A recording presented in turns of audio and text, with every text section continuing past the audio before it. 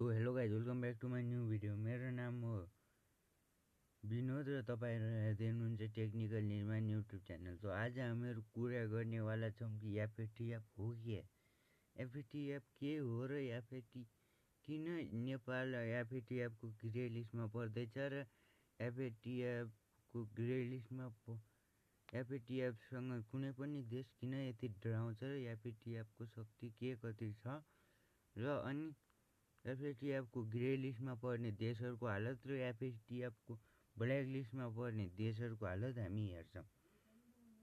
पहिलो कुरा एफएटिएफको कुरा हेरौँ। एफएटिएफ सम्पत्ति शुद्धिकरणको संस्था हो र जो कि फ्रान्समा खोलिएको थियो सन् 1900 कतिमा, र यसलाई खासमा यो ब्ल्याक मनी जो छ व्हाइट मनी गर्छन्, व्हाइट मनी गर्नेहरू विरुद्धमा परिचालन गर्न खोलिएको थियो। साथमा त्यो एफएटिएफलाई यो पनि खोलिएको थियो कि एफएटिएफ यदि एफएटिएफलाई चाहिने कुरामाथि एफएटिएफले टेररिजम प्रमोट गर्ने देशहरूलाई ग्रे लिस्टमा या ब्ल्याक लिस्टमा हाल्छ। जस्तै कि एफएटिएफको ग्रे लिस्टमा पर्ने देशहरू अहिले नेपाल पनि एफएटिएफको ग्रे लिस्टमा त पर्छ, तर पनि एफएटिएफको ग्रे लिस्टमा पर्ने देशहरू पाकिस्तान पनि एकचोटि परेको थियो। सन् 2007 पाकिस्तान एकचोटि फेरि एफएटिएफको ग्रे लिस्टमा परेको थियो। त्यस पछाडि 2015 पर्यो र त्यस पछाडि 2017 परेर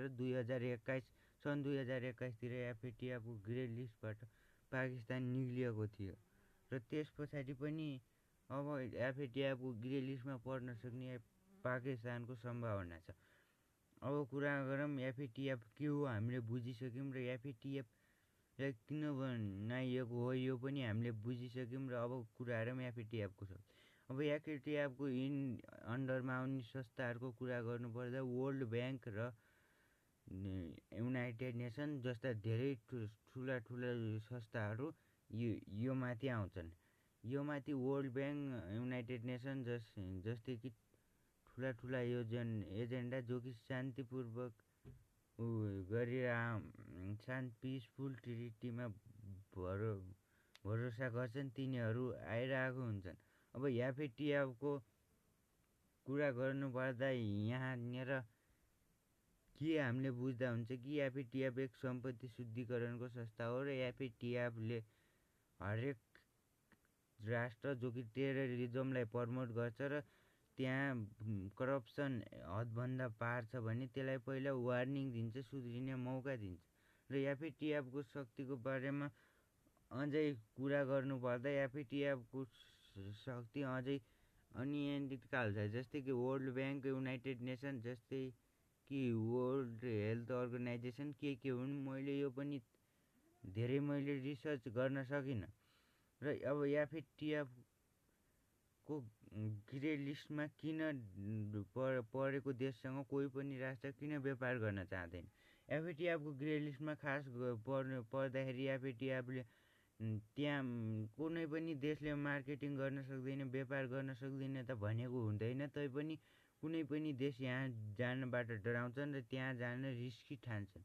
र त्यति मात्रै होइन, एफएटिएफको ग्रे लिस्टमा भएको देशहरूसँग खतरा हुने गर्दछ, त्यसै कारण हुने गर्दछ भन्ने अर्को देशलाई लाग्दछ। र नेपाल पनि एफएटिएफको ग्रे लिस्टमा परिछार्यो भन्ने केही न्युजमाथि आएको छ। अब मैले यसको अफिसियल न्युज त हेरेको छैन, पुरा च्याटजिपिटीसँग केही हदसम्म सोधेँ र केही म एआईसँग सोध्दछु र मलाई यिनी आर्टिकल पढ्न आउँदैन, किनकि आर्टिकल ट्रान्सलेट गर्न मिल्थ्यो भने म पढ्ने थिएँ र मलाई त्यति ठुलो अङ्ग्रेजी पनि आउँदैन, त्यति राम्ररी आउँछ तर 40% जति अङ्ग्रेजी आउँछ, त्यति ठुलो 60% अङ्ग्रेजी मैले सिक्न बाँकी छ र त्यति ठुलो स्केलमा पनि मलाई अङ्ग्रेजी आउँदैन। र एफएटिएफको कुरा गर्दाखेरि एफएटिएफले ग्रे लिस्टमा हालेका देशहरूको हालत के कति भएको छ र एफएटिएफको ग्रे लिस्टमा भएका देशहरू पाकिस्तान, इजरायल यिनी देशहरू छन्। पाकिस्तान, अफगानिस्तान यिनी देशहरू जो कि डाउन इकोनोमीका छन्। इजरायल त हुन सक्दैन सायद, तर पाकिस्तान यिनीहरू छन्। र एफएटिएफको ब्ल्याक लिस्टमा जो देश रहेको छ उत्तर कोरिया, भेनेजुला यस्ता देशहरू एफएटिएफको ब्ल्याक लिस्टमा छन्। सायद मैले गलत पनि भने होला मैले, तर उत्तर कोरियाको नाम एफएटिएफको ब्ल्याक लिस्टमा राखेको देखेको छु, सुनेको छु। र उत्तर कोरिया बाहेक मलाई त्यस्तो देश कुनै याद छैन जो कि हेरेको छु। सायद मैले आज आर्टिकल पढेर मैले एफएटिएफको बारेमा पुरा भिडियो बनाउन बस्नु पर्थ्यो। त्यो जति हुन्छ मैले तपाईँहरूलाई भनिहाल्यो। र तपाईँहरूको कुरा हो कि एफएटिएफको ब्ल्याक लिस्टबाट बचिन्छ कसरी। एफएटिएफको ब्ल्याक लिस्टमा पर्न सक्ने नेपालको सम्भावना कति छ, या परेको भए पनि निक्लिन सक्ने सम्भावना कति छ। एफएटिएफ सम्पत्ति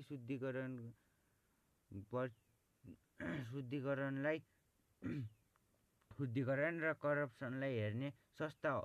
र एफएटिएफले टेररिजम भएका देशहरू र जहाँ करप्सन हाई लेभलमा छ उनी देशहरूलाई ब्ल्याक लिस्ट वा ग्रे लिस्टमा हाल्छ। यदि सुध्रिएन भने पनि ग्रे लिस्टबाट सुध्रिने नाम पनि लिएन भने ब्ल्याक लिस्टमा हाल्छ। जस्तै कि उत्तर कोरियाको उदाहरण पनि हेर्न सकिन्छ। र बाँकी एफएटिएफको ब्ल्याक लिस्ट ग्रे लिस्टबाट बच्नका लागि नेपालले के गर्नुपर्छ? र एफएटिएफको ग्रे लिस्टबाट बच्नका लागि नेपालले पहिलो कुरा करप्सन यिनी टेररिजमलाई प्रमोट गर्न छोड्नुपर्छ, जो कि एफएटिएफको ग्रे लिस्टमा भएको भए पनि उही हो र ब्ल्याक लिस्टमा पनि उही हो। र एफएटिएफको ग्रे लिस्ट र ब्ल्याक लिस्टमा पर्नुपर्दा नेपालको करप्सन यति लेभलको छ कि परेको छैन भन्न पनि म भ्याउँदिनँ। किनकि इनडेप्थ स्टोरी प्रोजेक्ट कुरा यिनी युट्युब च्यानलमा हेर्दाखेरि एफएटिएफको ग्रे लिस्टमा नेपाल परिसक्यो यो भनाइ आइरहेछ।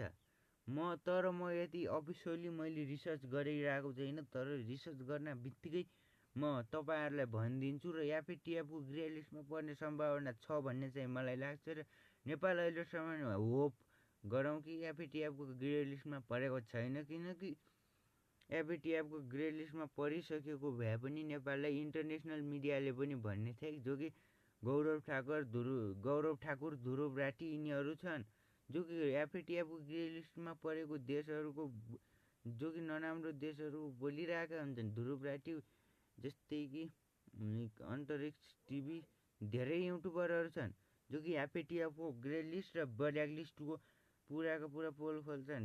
जस्तै कि गोदी मिडिया छ, इन्डियन गोदी मिडियाको काम के छ र नेपाललाई भिज्याउने छ। र तिनीहरूले भनि नै हाल्ने थिए। मैले रिसर्च गरेको छैन, र रिसर्च गरिसकेपछि म भन्छु। र आजका लागि यति नै। मैले सायद एफएटिएफको महत्त्व पनि जति थाहा हुन्थ्यो मलाई त्यति बताएँ। मैले पुरा आर्टिकल पढेको छैन। आर्टिकल पढेको भए म 20-30 मिनटको भिडियो बनाउन सक्थेँ सायद। तर अहिले मेरो स्किलमा यति नै छ र मेरो क्षमतामा यति नै छ। मैले जति छ त्यति बनाएँ। अहिलेका लागि bye bye, take care, keep learning, keep growing.